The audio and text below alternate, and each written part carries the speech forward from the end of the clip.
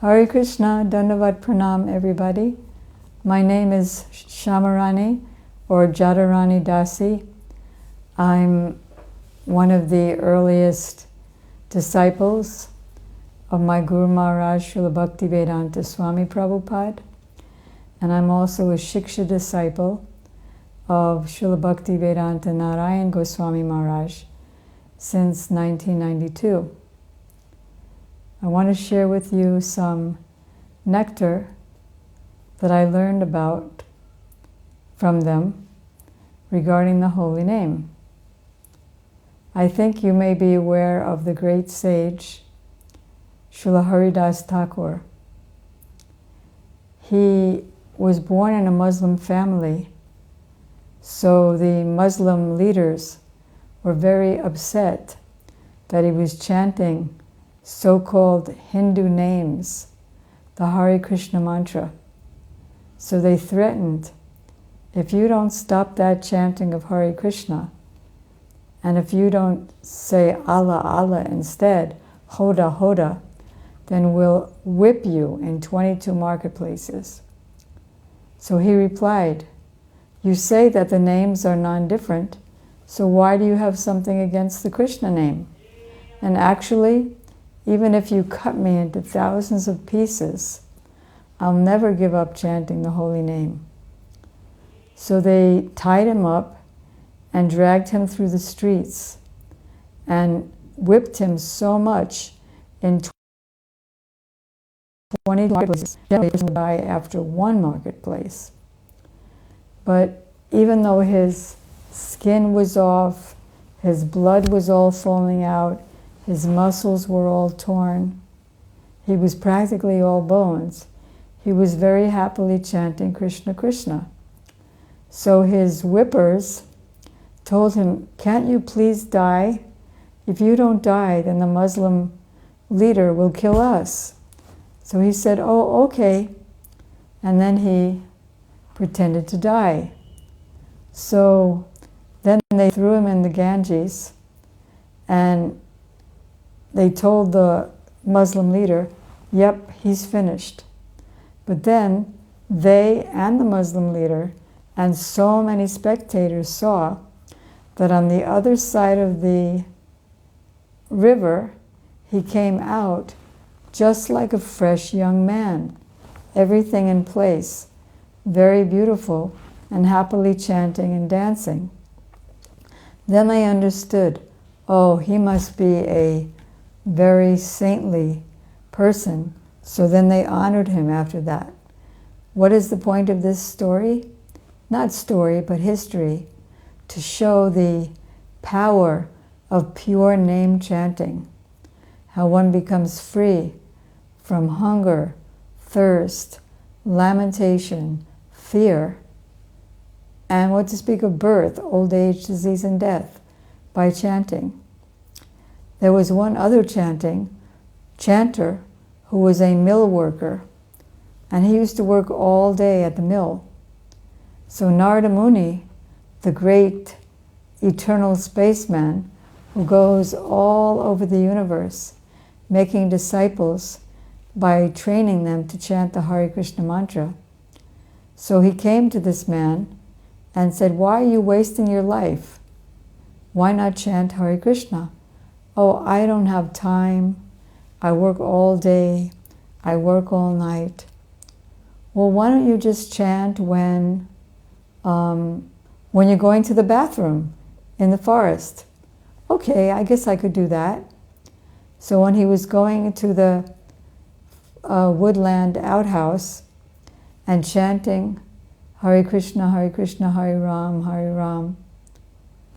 So then Hanuman, who got a benediction, he had a benediction that anywhere in any world that anyone was chanting Ram's name, he could immediately be there to hear, because he wanted millions of ears to hear his Lord Ram's names.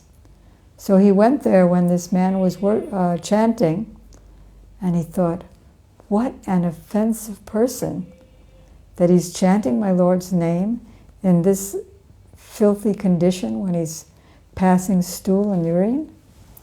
So Hanuman kicked that man in the back so hard.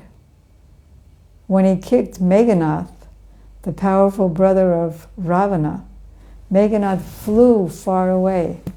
But this man, an ordinary man, just kept chanting in bliss.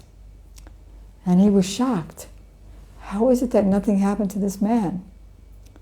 So he flew back to Ayodhya, to Lord Ram, and he saw that Ram was going, "Oh, oh, my Lord, what happened?"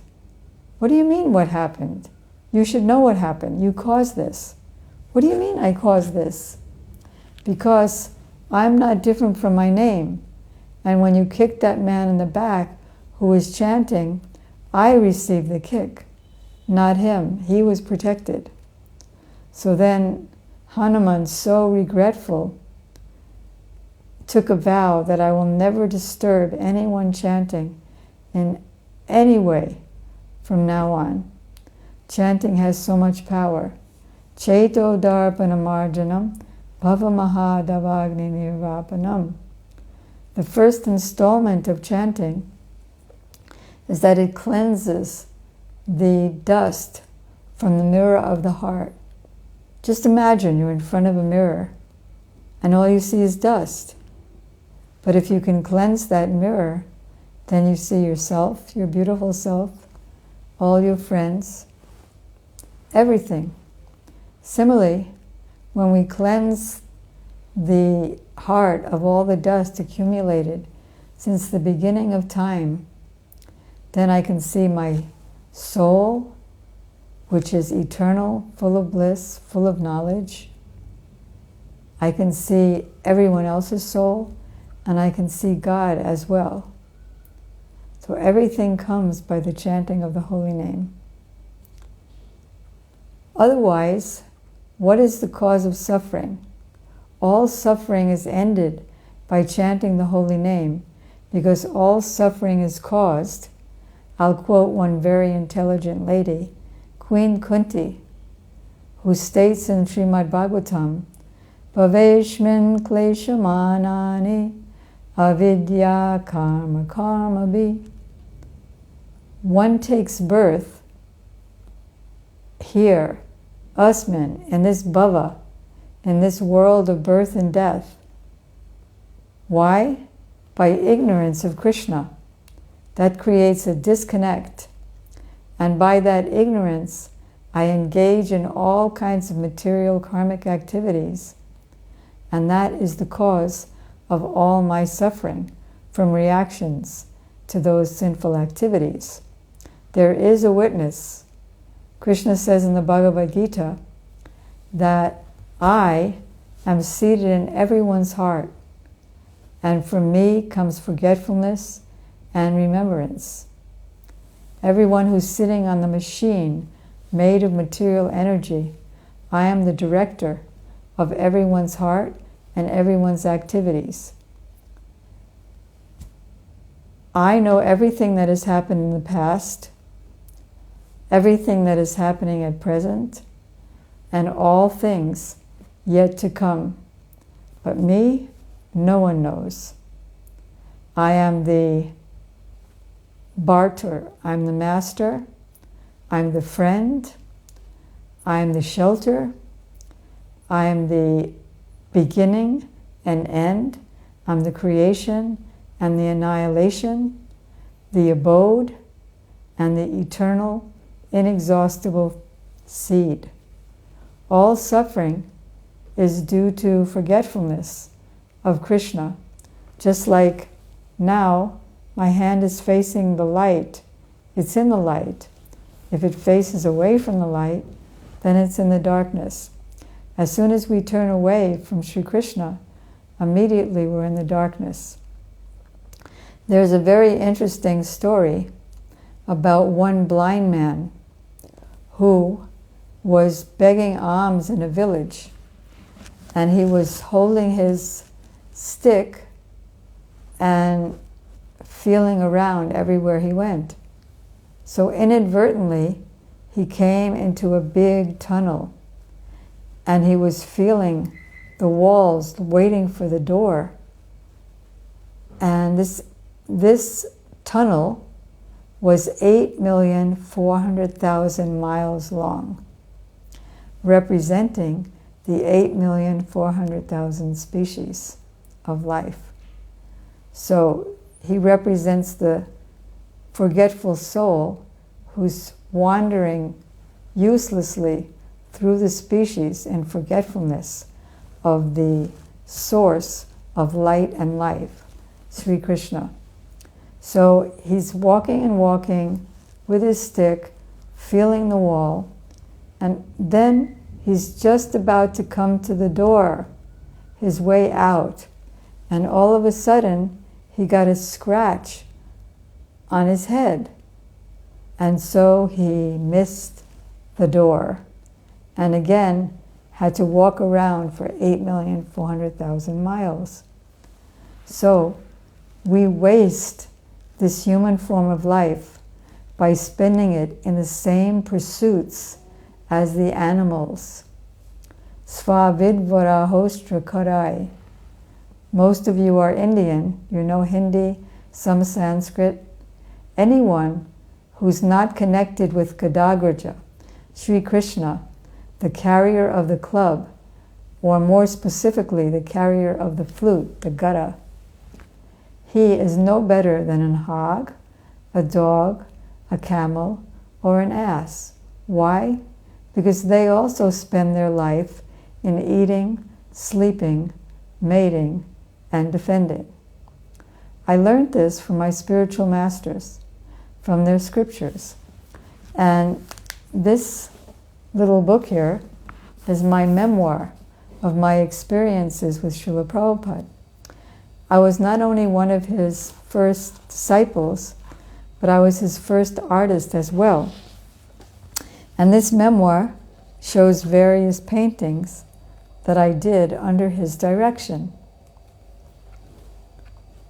And it's my memories of him from 1966 to 1977, and then my voyage point, and then my first year of experiences with Srila Bhaktivedanta Narayana Gosvami Maharaj, who told me, Srila Prabhupada has given you the almond, the wisdom of Vedic literature, and I'm squeezing that almond so that you can get the almond oil.